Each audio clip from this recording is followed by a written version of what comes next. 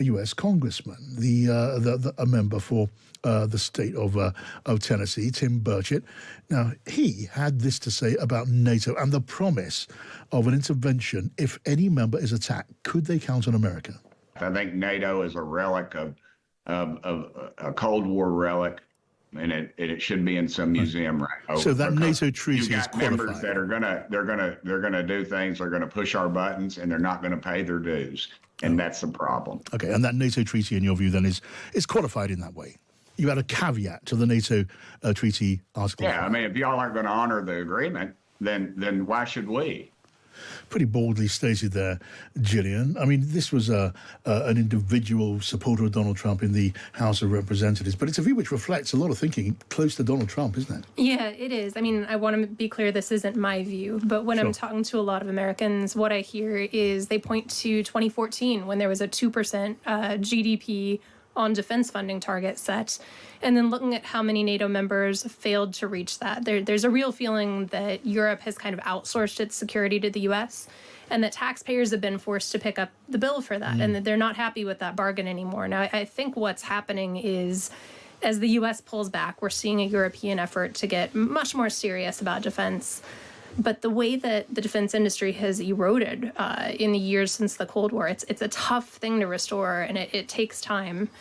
And, I just talking to folks in Eastern Europe, thinking about the Baltics, I think there's real concern that it's not just about U.S. commitment, but overall NATO solidarity, that if Russia were to cross the border, say Ukraine goes and settles on a bad peace, Russia were to cross the border and, take a couple Baltic villages, would the U.S. be willing to send troops to fight? Would France be willing to send troops to fight? And I think that's kind of the tension here, that we have a moment where political support in the U.S. is eroding and Europe is not well prepared to defend itself. It's an unequal partnership that needs fixing. Interesting question, Jillian. I mean, there's been nothing out of anyone at any senior level in the French government that suggests there's anything other than total commitment to NATO and Article 5, the principle of mutual defence. But you suggest maybe that should have a good close look at it. Maybe you can't count necessarily on everyone meaning what they say when they stand by mutual defence. Is that what you're saying? Yeah, I think there's concern about that. I mean, you could see like a village of 10,000 in European countries far to the, and I'm picking on France.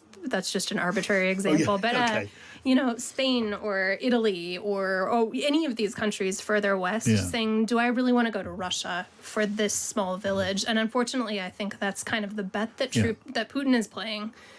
How much is Europe prepared to put its money where its mouth is? And that's not about a lack of, I suppose, ideological commitment to NATO and the principles of NATO and the NATO treaty. It's because of the comparative weakness of the NATO allies. Could they deliver on all of the obligations that go with signing up to the treaty, Seb?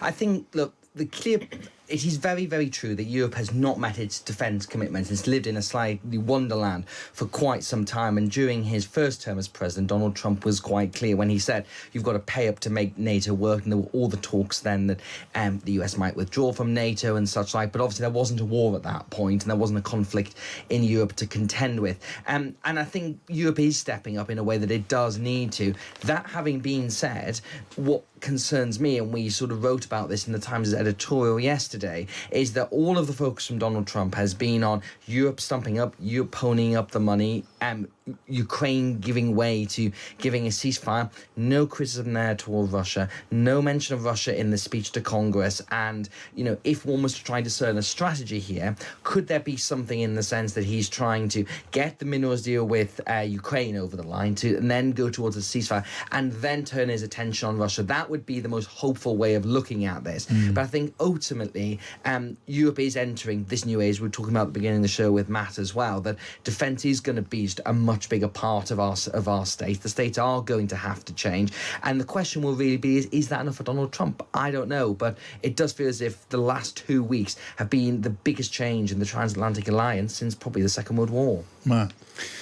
I thought it was interesting what the representative from Tennessee said about, it's a relic of the Cold War because, we were quick to respond to their Article 5 call with regards to 9/11 in 2004. So, I think we're picking and choosing what bits of history we want to talk about. Well, J.D. Vance seemed to have forgotten that entirely. Well, quite. But it wasn't us, remember. He didn't mention us. It was just some other unnamed countries that we didn't know. Which could only have been us. Of course. It's like saying, I have got a girlfriend, she just goes to another school and none of you know her. Like, we all know what he's playing at.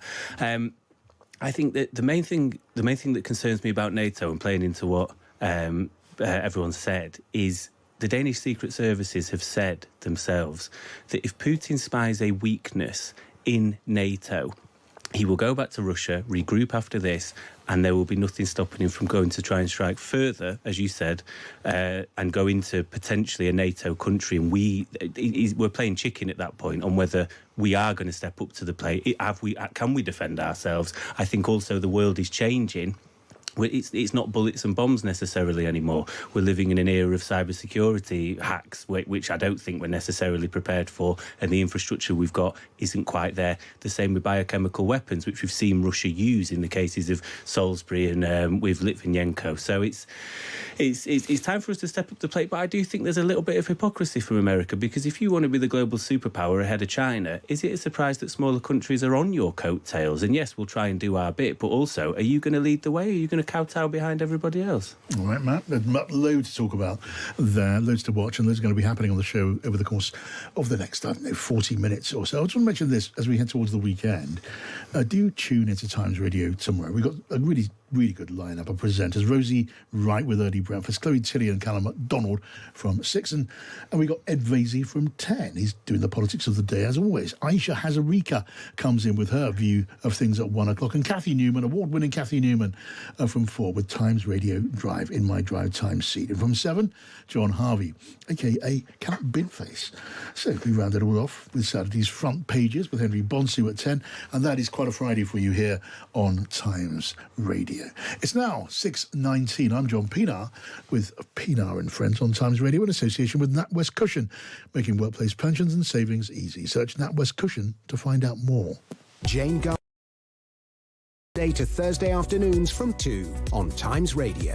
Prepare for a lively mix of illuminating conversation and unique perspectives on the day's news. This is an issue that is tearing this country apart. Exploring the stories of the day. To many younger people, this just seems ridiculous. Jane Garvey and Fee Glover, every Monday to Thursday afternoon from 2 on Times Radio. We are here for you, providing all of your audio warmth. Let me know when you want me to stop. I think I'd like you to stop now. So you find your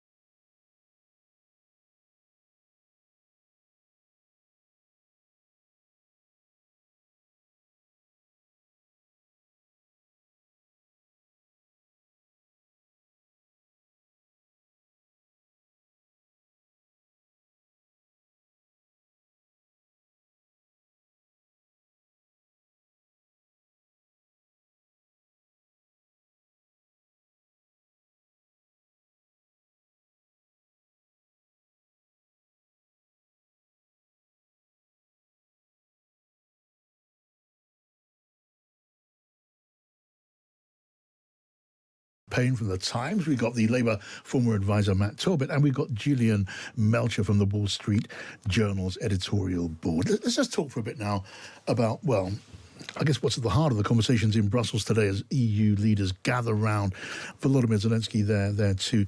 And that's just adjusting to the world where America's commitment to European defence cannot be relied upon. I mean, Jillian's paper, The Wall Street Journal, your editorial board read a piece just a couple of days ago talking about Donald Trump retreating from the cause of freedom. And in plain language, that's what everyone is thinking and talking about now, whether with greater or lesser degrees of reluctance. Have a listen to Sweden's EU Affairs Minister, who I spoke to on the programme a little while ago. She had this to say. I mean, sure. We don't know exactly where the American administration will end up in their supports moving forward. So you're quite right. We don't know this. But I would say regardless of what the American administration finally decides, I think it's really important that we do our own homework.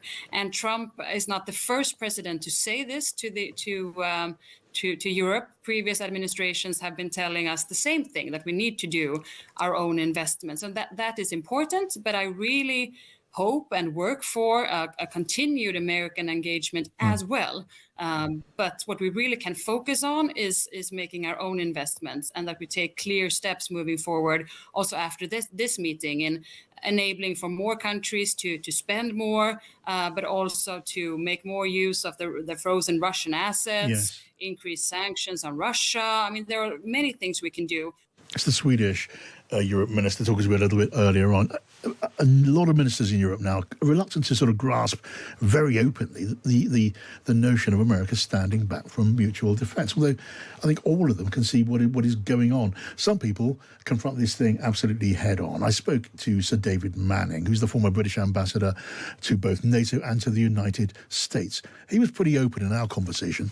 Is there a case, though, for European leaders to get together and put together some sort of mutual security understanding and formalise it? It doesn't have to be in place of NATO, it can be alongside NATO, but it would be a sort of European NATO. Can you see that coming around? Yes, I can. I think that it's probably where we're headed.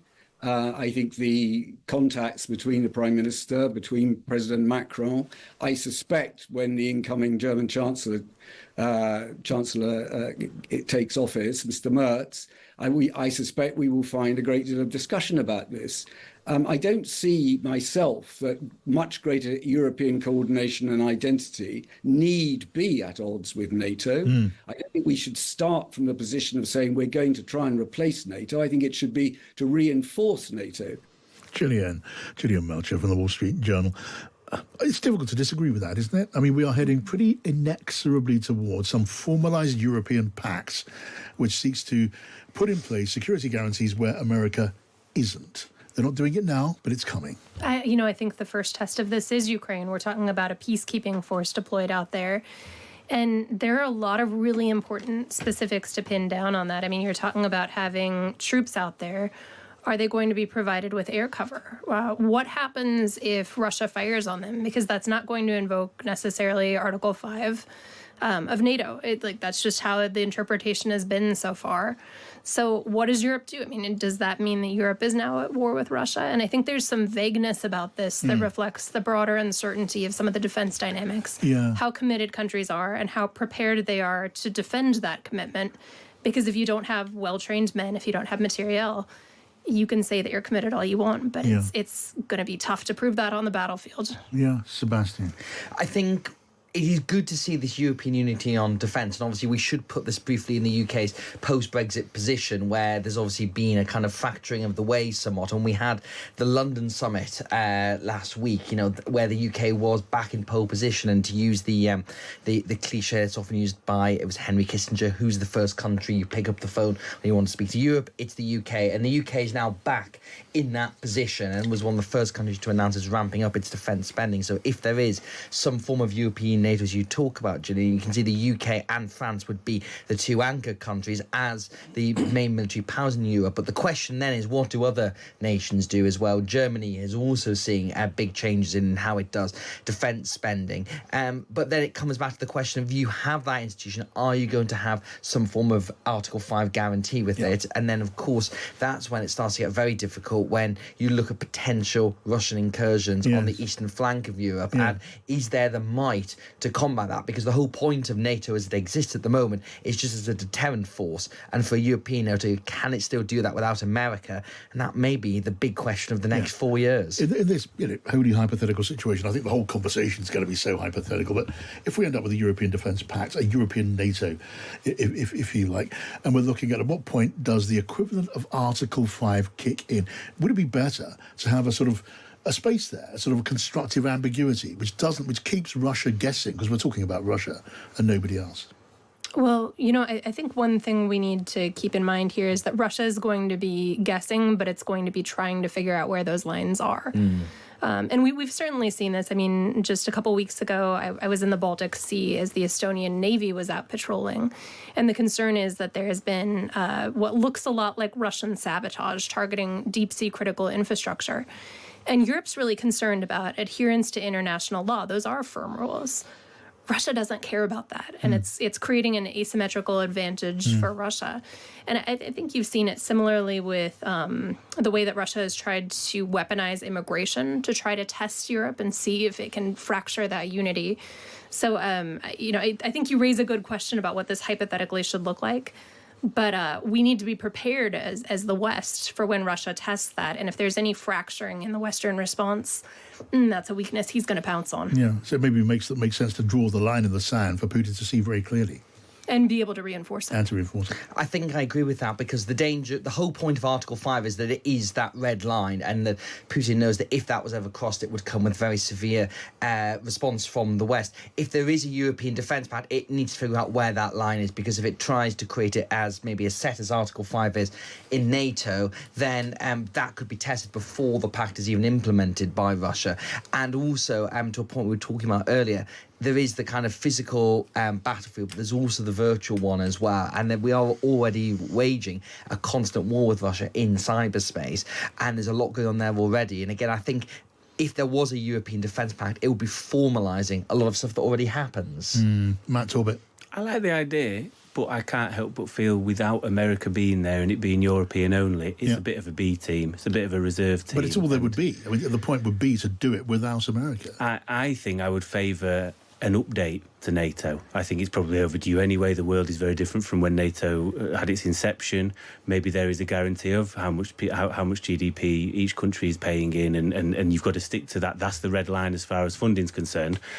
And I think you need to get the Americans over the line with this sort of stuff. It's very hard. I think Keir Starmer's at times got an impossible job trying to appease all sides. It's a bit like trying to get the eggs out of an already baked cake. He's going to try his best. I think the bigger question from what your Swedish guest was saying is I don't think it's even a question of Trump's lack of commitment to security, potentially. I think it's posing a bigger question of whether he's actually a ally that we can rely on anymore. Is he a reliable ally? Is he just going to pick and choose whichever side is going to suit him? Maybe if there's a minerals deal, or maybe I'll get on board with it. What is there for me? What is there for America? And I think that also poses a bigger question of would they answer the question for us anymore? Would they answer if there was a flip of the situation in Afghanistan and we needed people to come out for us? Would he do it at this point in time? I guess the premise of so much of this is it's spoken plainly by some, less so by others, but you can't trust America, not in the way that we used to take for granted. Okay, more to come on. We're going to see what's going on in Washington, D.C. after the news, watching for a news conference, possibly with the British and American defence secretaries, and whoever knows what else is going to jump out of the undergrowth, because stuff just keeps on doing that. Right now, though, Jillian Melchior from the Wall Street Journal Editorial Board. Lovely to have you here, Jillian. Thank you for having me. You're welcome back absolutely any time. We're going to carry on talking, and we're going to be joined after the news by Sarah Baxter from Stateside. It is now 6:31. Let's get the news with Andy Hayes. Across the UK, on DAB, online and on your smart speaker. This is Times Radio. To demonstrate his willingness to engage in peace talks. The Ukrainian president said the first stage of a ceasefire should include no attacks on energy and other civilian infrastructure. Writing on X, he said the release of prisoners could serve as a means of establishing basic trust. Leaders, including Mr. Zelensky, have been meeting in Brussels today. Sir David Manning is a former British ambassador to NATO and the United States. He's told Times Radio that Europe needs to unite. I don't see myself that much greater European coordination coordination and identity need be at odds with NATO. We should start from the position of saying we're going to try and replace NATO. I think it should be to reinforce NATO. But I think European leaders would be failing in their duty if they didn't look at this issue and start to think very hard about what we can do. A man who had already admitted murdering his ex-partner and two of her relatives has now been found guilty of raping her. 26-year-old Kyle Clifford killed Louise Hunt, her sister and her mother in Bushy in Hertfordshire last July.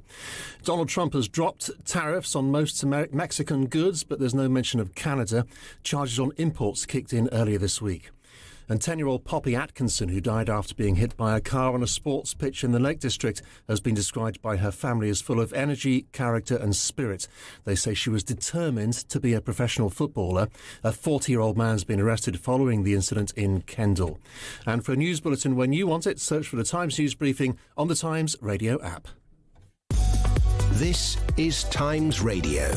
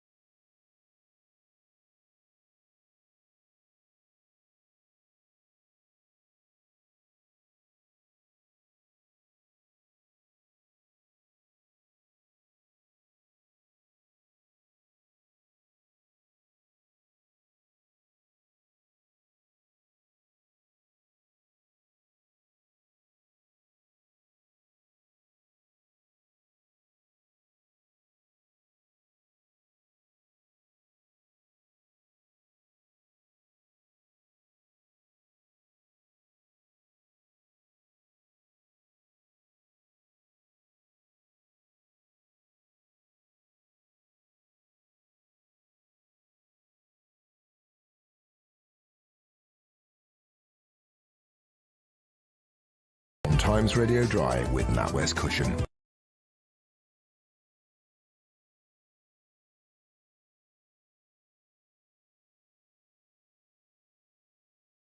Torbitt, former Labour advisor, and we're joined by Kate Borsey, who can tell us what's going on at 7 o'clock when she takes over. Hello, Kate. Hiya, John. We'll keep across Pete Hegseth, the US Defence Secretary, meeting John Healey, the UK Defence Secretary, in Washington. We don't expect a news conference or anything, but we'll see if we can get any lines on that at all. Of course, it is against the backdrop of that huge summit in Brussels today, as you've been reporting on.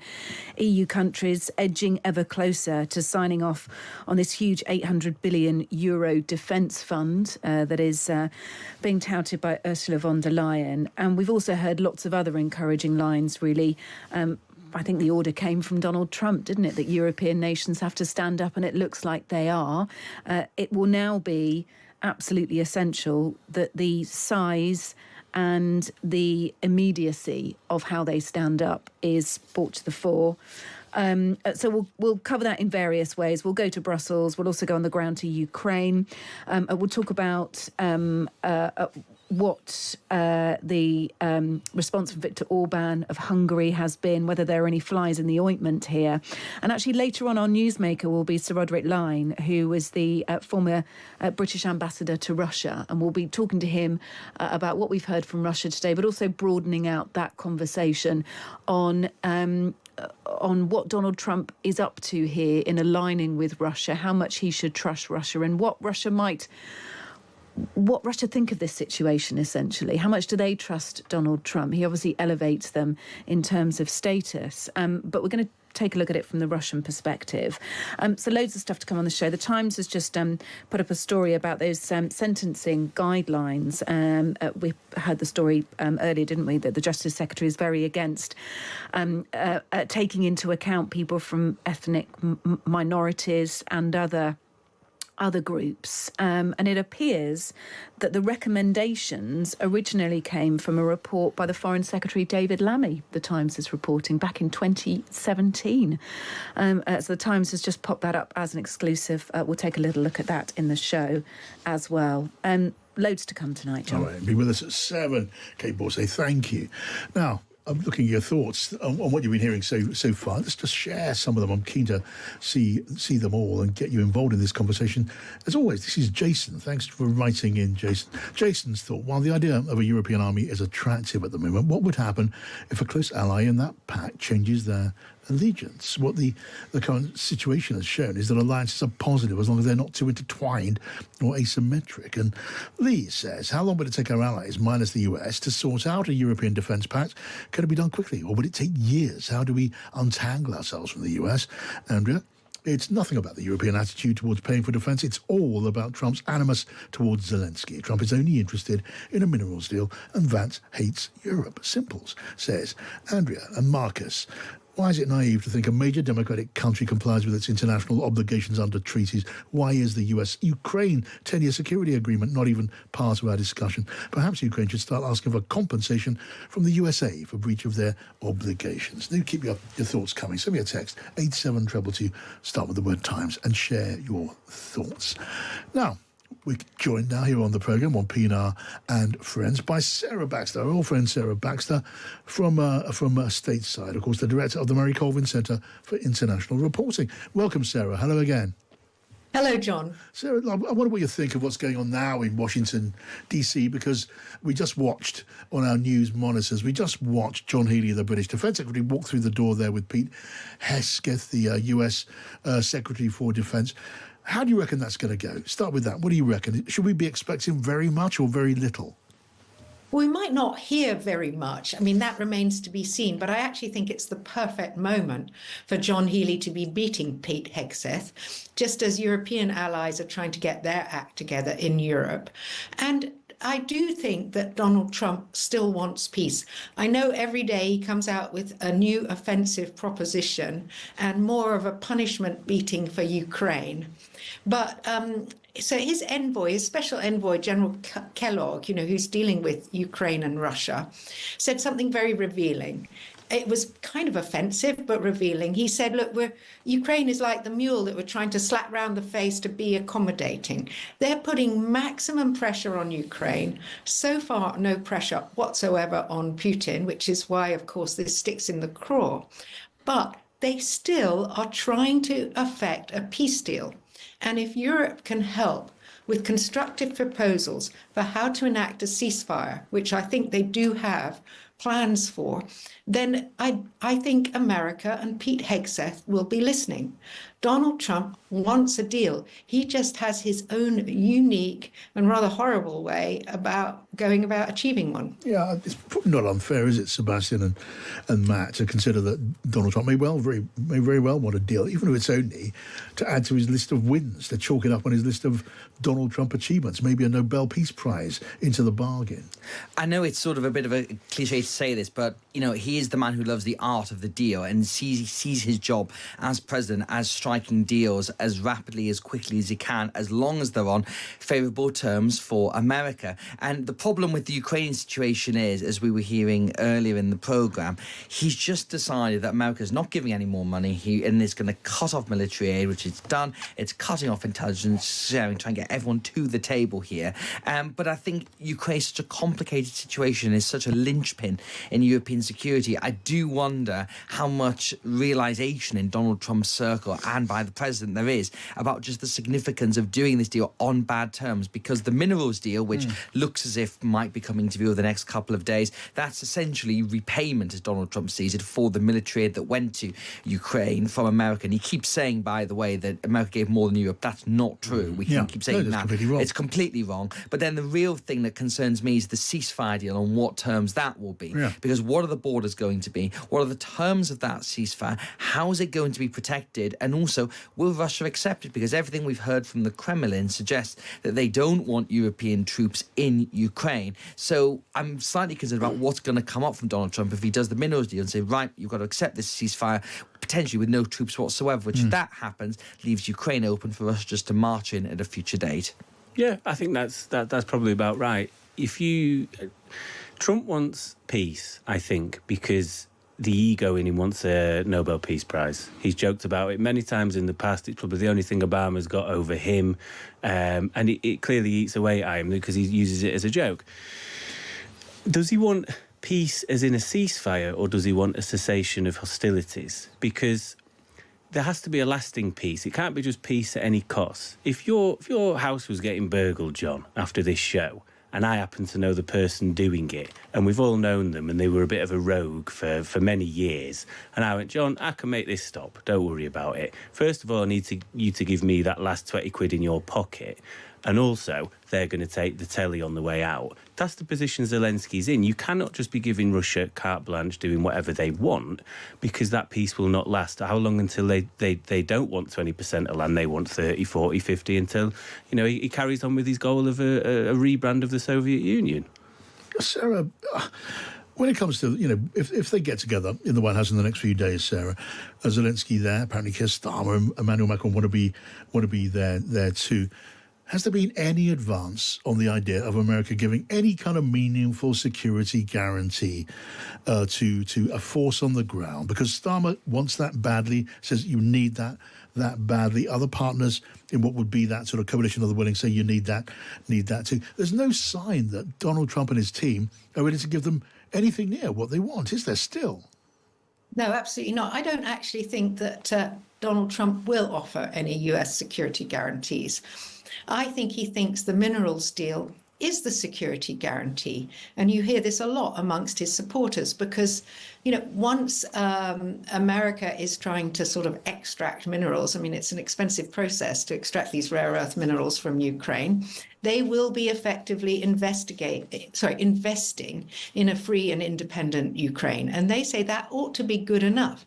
Now, if Europe wants to step up and offer some security guarantees, that's up to Europe. And of course, Emmanuel Macron has been talking about a ceasefire that involves, a stopping of the air war against Ukraine. Yeah. And effectively, the troops would remain frozen in place because they're not moving anywhere anyway. This sort of trench-like warfare on the front line is not moving much. So you sort of stop the ground movements where they are. But if you can stop Russia flying jets over Ukraine, lobbing missiles into Ukraine, hitting civilians, etc., that would already be progress, and it would be seen to be the foundation for future talks. By the way, I don't think that a security guarantee from America is necessarily that valuable. They breached one before. I mean, they gave a security guarantee to Ukraine. If you give up your nuclear weapons, we'll guarantee your security. And by the way, nor is a mineral deal lasting forever. Ukraine can give away its rights for the next 50 years, but somebody can come in and say, we're not doing that, and try and negotiate their way out of it. So I think we're going to see a lot of things that sound a bit temporary, not good enough. But I am hoping that it will stop the killing. Yeah, well, here we are wrangling about what America might or probably not offer when it comes to a security guarantee to back up with American force a multinational coalition of the willing on the ground when a ceasefire comes. Worth pointing out, just quietly in the background, there's no sign of Putin being interested in any kind of ceasefire at all, and still less any sign of him being asked to give anything, even if there is a ceasefire, Sarah. Well, yeah. I mean, Putin, we're told that Donald Trump is talking privately, whether it's Trump personally or his people, are talking privately to the Russians. Yeah. Now, he obviously is carrying the big stick against Ukrainians and the small stick against Russia, and it feels the wrong way around, given that Russia is the aggressor. But we have to assume that they are talking to the Russians. And the Russians are not going to want to keep losing men at the rate that they are.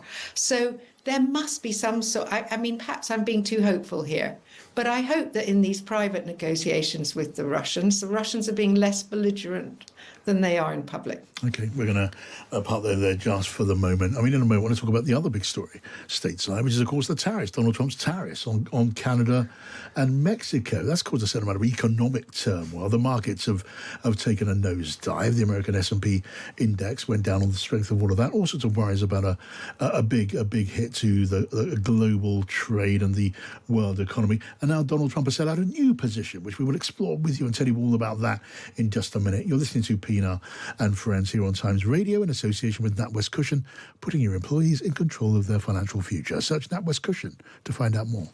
Times Radio Market Watch in association with Saxo.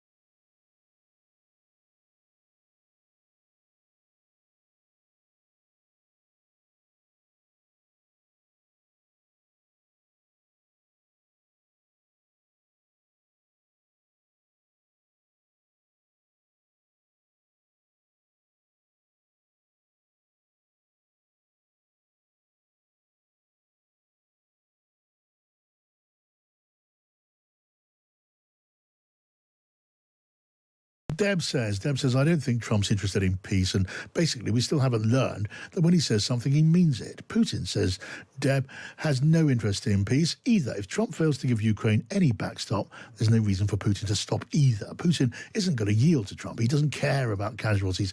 Look at Kursk, and they won't peel Putin away from China. Trump's blown his Nobel Peace Prize. And this is in from Jerry in Edinburgh. Why the mention of Russia's latest position, which is the original aims of the special military operation, still stand, which is the extinction of Ukraine as an independent country. And we're hearing rumours of Trump operatives discussing regime change in Ukraine with opposition figures. It was a fascinating report. And Jerry says Trump is in Putin's pocket and won't stop until Ukraine is compelled to sue for peace. Just another one from Simon. He says, for all of my life, apart from the last few weeks, concerns over whether we can trust the United States would have been inconceivable. The problem with Trump is that he's metamorphosed into the Boris Johnson shopping trolley. When dealing with Trump, the UK and the EU just don't know which Trump is going to turn up. That from Simon. Still time to get your thoughts in. Want to hear what you're thinking? Send me that text, 87222, start with the word Times, or a voice note on WhatsApp to 0333 003 2353. Now let's talk tariffs. We got Seb Payne here, we got Matt Torbitt and Sarah Baxter on the line from stateside, and this is a new posting from Donald Trump on his Truth Social platform on tariffs, and this is what he says: "There's been another change. After speaking," says Trump, "with President Claudia Sheinbaum of Mexico, I've agreed Mexico will not be required to pay tariffs on anything that falls under the USMCA agreement. the agreement is until April the 2nd. I did this as an accommodation and out of respect for President Sheinbaum. Our relationship, says Donald Trump, has been a very good one, and we're working hard together on the border, both in terms of stopping illegal aliens from entering the United States and likewise stopping fentanyl. Thank you to President Sheinbaum for your hard work and cooperation. Seb Payne, I mean, you've been writing about this for the Times. What do you make of this latest twist? I mean, it's really hard to sort of figure out what is actually going on here and what the strategy is, because Donald Trump said that tariffs was one of his favourite words, along with God and family, I believe, quite recently. So he's always seen the value in tariffs to try and address, as he sees, America's balance of trade problem. But these 25% tariffs he was pledging to slap on Mexico and Canada would have been completely disastrous, not only for those countries, but also for the American economy. And if you think about the American automobile industry, so many of their stuff has supply chains. You know, that there was a piece this week that showed that a Chevy truck that's built in America has parts that go backwards and forwards 6 times across the border with Canada. And each time he'd be talking about those 25% tariffs slapped on. And from the very beginning, this has been seen as a negotiating ploy to try and get something out, to get a win out of it, as Donald Trump likes to see. And that's what seems to be suggested. A win to what end? I mean, I know it is said, you know, there was Donald Trump and some of those around him keep on saying, this is how we raise trillions of dollars, this is how we cut an income tax. He said that in Congress. And even abolish income tax on the basis of tariff income, which is complete gobbledygook. It doesn't make any economic sense at all. So, I mean, there's the economic problem of tariffs, which will just end up stoking inflation and ruining the American economy. And the fact the stock market fell off a cliff when he announced they were going to go ahead on April the 2nd suggests that. Then there's the political strategy, as you said, on is it a win for a win's sake, which seems to be what it is. But the latest news that he's now not going to have tariffs on any goods covered by UNESCO, which is what used to be called NAFTA. That's the trade treaty between the United States, Mexico and Canada. That will alleviate tariffs on most goods. And this whole bizarre period, you know, if you're a stock market trader, imagine trying to follow this and predict where it's going to go next. But I think it does confirm with Donald Trump, the only certainty is that there is no certainty. Yeah. I mean, Sarah, so yeah, another U-turn, a backtrack, whatever. And there may be some relief that the tariff wouldn't bite quite as hard as it would have done otherwise. But markets like certainty and stability. And there's no sign of that, is there, Sarah?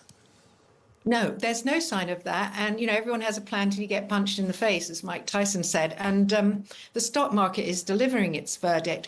And I should add that Americans are heavily invested in the stock market through their pension plans, which start young. And they can see they had a very bad time under COVID. Things went really, hunky-dory for the last year of Joe Biden. And they have massively slumped again. So people are feeling poorer, in addition to the inflationary pressures that they're still suffering, etc. I think what did it for Trump is there was a Fox News report which had a car dealer talking to the camera on Fox News saying, well, you see this pickup truck, it costs $80,000. People in America love their pickups. And says the way it's going to happen, it's just the way it is. It was an $80,000 truck, now it's going to be $100,000. And that's due to tariffs. I can't help it. It's to do with all the parts that are going to go up by 25%. Yeah. And we know Fox News has sway. That report went viral, and Trump will have seen it and thought, oh, my God, what the hell? Yeah, just giving information that was perfectly, screamingly obvious. Matt, what are you thinking? Yeah, no, I think it's when his words meet reality and the fact that there is always going to be a knock-on effect to the American consumer. I think he's also a man that's obsessed with popularity and opinion polls. And there was numbers that came out this morning in America in the Americans who support tariffs. That figure had dropped by 8%. 80% in an Elon University poll, no relation to Musk, but Elon University poll found that 80% of voters expected Trump's tariffs to increase his prices. So therefore, if you're a total devout MAGA Trumper, you might put up with it for a bit. But if you've got no money, you've got no money. And the other interesting thing was that 46% of Americans polled supported the tariffs on China, but 48% were against the ones on Mexico and Canada. And that's normally because they see China as an adversary, but they don't see Canada and Mexico as that. They see them as allies. So I think public support won't hold for it. And obviously the economics and the dollar in the pocket will speak louder for people than Donald Trump. Yeah, I think I'm just going to break into this for a moment and just dip into the conversation. We can now see, because it's being broadcast live, the cameras have been allowed in, the live microphones have been allowed to be turned on, and we can hear John Healey talking to Pete Hegseth, the Defence Secretaries of Britain and the United States, across the table. Let's just try and listen in. Future of defence on the continent, ensuring we provide a peaceful future for your kids and my kids and your grandkids and my grandkids. That's ultimately what it's about. I also want to thank the British people for the warm support they give to U.S. forces stationed in the U.K. as well. It's a long-standing relationship that we are very grateful for. So you're true allies, longtime friends. We're new friends, but we're getting there. And fellow warriors. So thank you very much for being here, Mr. Secretary. Mr. Secretary, thank you for such a warm welcome and such warm words. It's great to be back in Washington, and it's good to see you again. We last met last month in NATO, and then you challenged Europe to step up. You challenged us to step up on Ukraine, on defence spending, on European security, and I say to you that we have, we are, and we will further.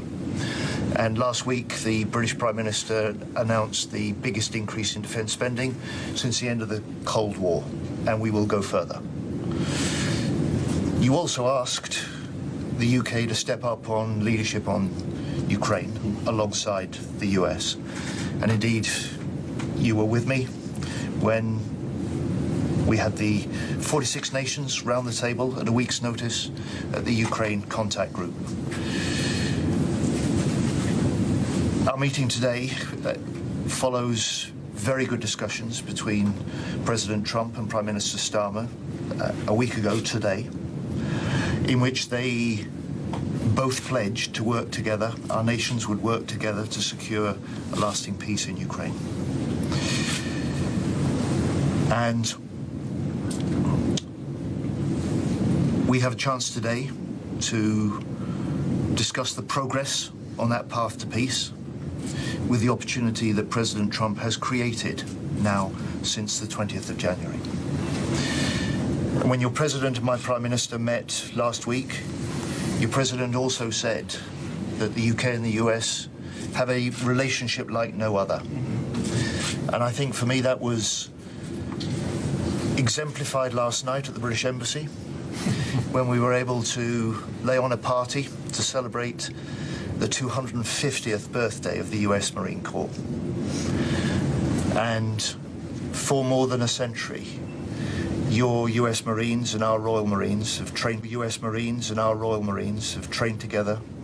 They fought together, and too often they've died together, defending the values that our two free nations Okay, we're going to share. pull away now from that conversation, if you can call it that, across the table between the two defence secretaries. Lots of pleasantries, not very much more by way of substance. You don't always get substance in these things. And it was quite friendly, as I say, which is better than the other thing, because we got plenty of the other thing, didn't we, last week? Where does it leave a deal on Ukraine? Whether it's the contract on minerals, whether it's protection for a peacekeeping force, if there ever is one, all of that still to be discussed and still to be agreed if it is agreed. Now, that's it from us. Thanks for listening. And to Seb and to Matt, thanks for coming along. Kate's up next on Times Radio. Across the UK, on DAB digital radio, online and on your smart speaker. This is Times Radio, the voice of the Times. Thanks, John. Have a great weekend. It's 7 o'clock. This is Kate Borsay and the Evening Edition. Coming up. These are uncertain times, and I know some may have concerns about NATO's future, so let me be clear. The transatlantic relationship and the transatlantic partnership remains the bedrock of our alliance. NATO Secretary-General Mark Rutte at Europe's War Summit in Brussels, where countries are thrashing out a new defence plan.